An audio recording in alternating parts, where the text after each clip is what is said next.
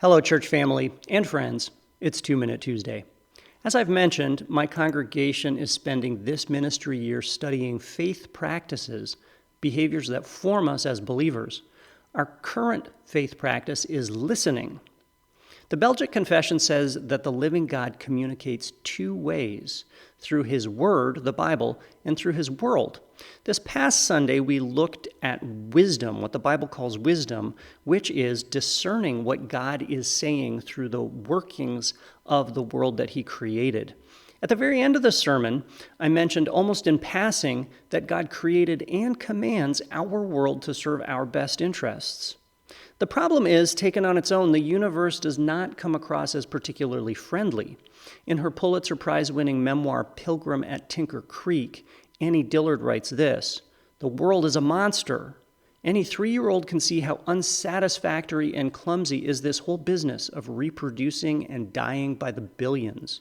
The universe does not care if we live or die, does not care if it itself grinds to a halt. It is fixed and blind, a robot programmed to kill. We are free and seeing. We can only try to outwit it at every turn to save our skins." If the only word you have to go on is the word of the material universe, you can draw certain conclusions. The universe is intricate, it's infinitely complex, it's astoundingly beautiful, and it is unsympathetic. So where do we go for reassurance that the universe is not working against us? Well, we need another word. We need the explicitly stated word of the God who created all things. God's written word, the Bible, insists that the Word through whom the world was made took on flesh and revealed Himself to us in person, in the person of Jesus Christ. Paul writes this about the Word made flesh: "Give joyful thanks to the Father who has qualified you to share in the inheritance of His holy people in the kingdom of light.